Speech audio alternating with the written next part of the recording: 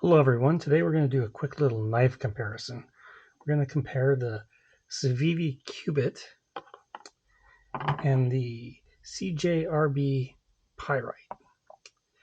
Now the Qubit cost me $67 and the Pyrite cost me $50, including tax of course. What I was looking for specifically was something thin with a button lock. You can see that these are both very thin knives. They're super thin. What I was carrying before, I have a total of 4 folding knives in my collection. I am not a collector. I am a knife user. I'm not a professional reviewer, as you'll soon learn, but I have this beautiful Salish knife, and it's monstrous. It's way bigger, and it is heavy in my pocket and bangs around all the other stuff I've got going in there. And so I've just kind of been setting this aside. And what I've been using is this Gerber assisted flip knife, which is super thick. And this knife I'm not very happy with at all. It's got all kinds of problems with I won't go into now. And so I started searching online for what are some really good, but not too terribly expensive button lock knives. And these are the two that always come up: the Pyrite and the new Qubit, which is fairly recent. And I researched, and I couldn't decide. And so I decided, well, I'm just going to order both and see what I think about it. So I'll put these boxes out of the way so I have some more room.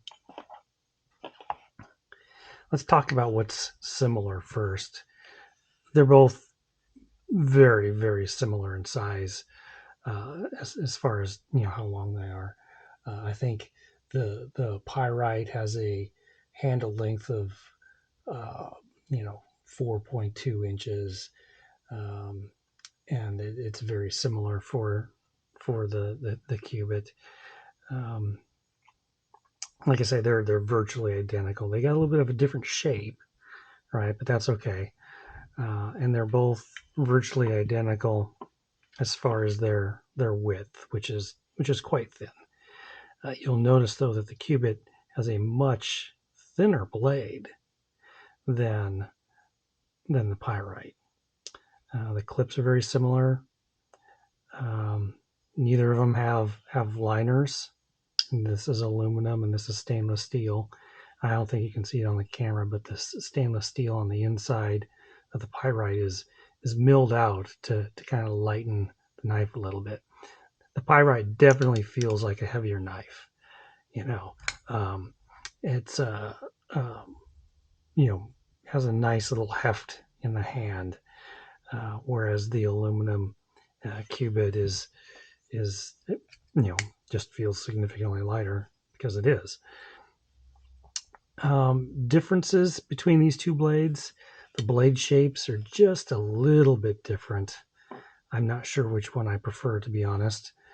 The Qubit has a recessed area here where you can flip the pocket clip over and inset it, whereas the Pyrite, it's right on the steel, and you can reverse it, of course, but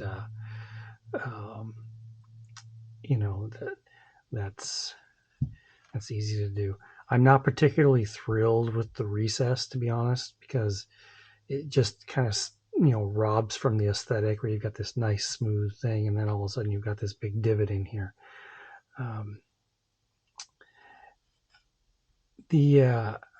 Like I say, the pocket clips are very similar to each other. Your little profile view, you won't have any problem sliding those into your pants at all.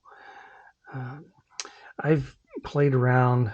I got these knives earlier today, and I've probably opened each 150 times, and enough to get kind of an impression of the action. Now, I've never owned a button locking knife before. but thumb studs are no stranger, and the pyrite is super smooth. I mean, it's just really nice, super smooth, effortless, has a nice little click to it. This blade is AR RPM 9, which is CJRB's blade that they use on most of their lower to mid-level knives, and it's a good steel.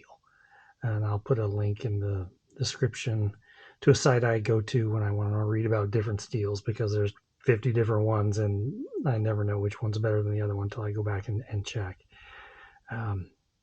This is a very, very nice knife. There is one complaint about it, which I'll get to here in a minute. The Qubit is equally smooth, and it's super fast. When you flip that thumb stud, it just really goes. Especially compared to the pyrite, which is really no surprise because it's a much thinner, much lighter blade, and so it would naturally just kind of flip out faster.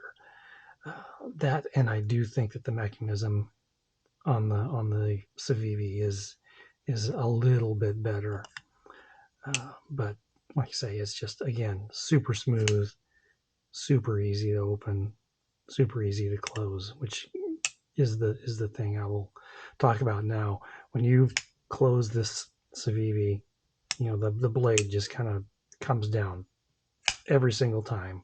You don't have to do anything fancy. It's just reliable, and it just drops down into place.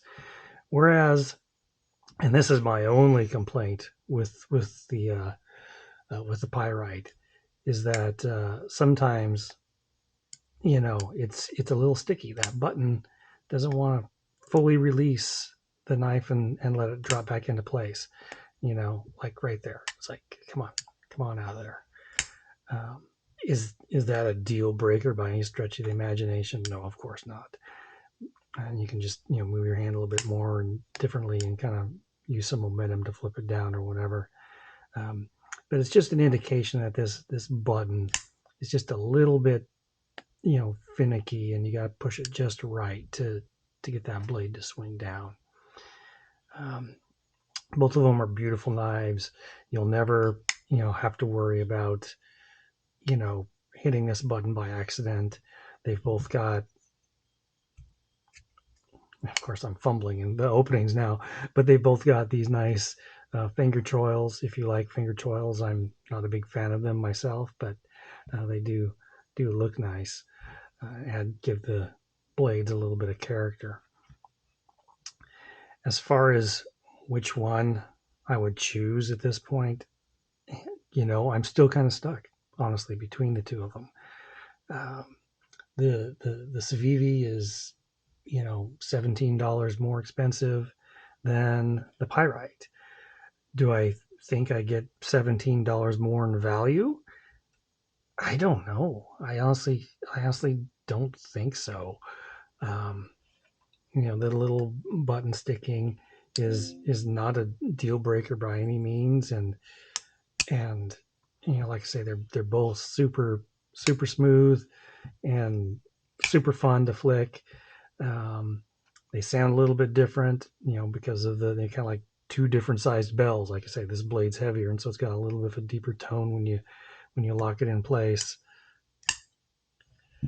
Whereas this one, lighter, it's going to have a little bit lighter.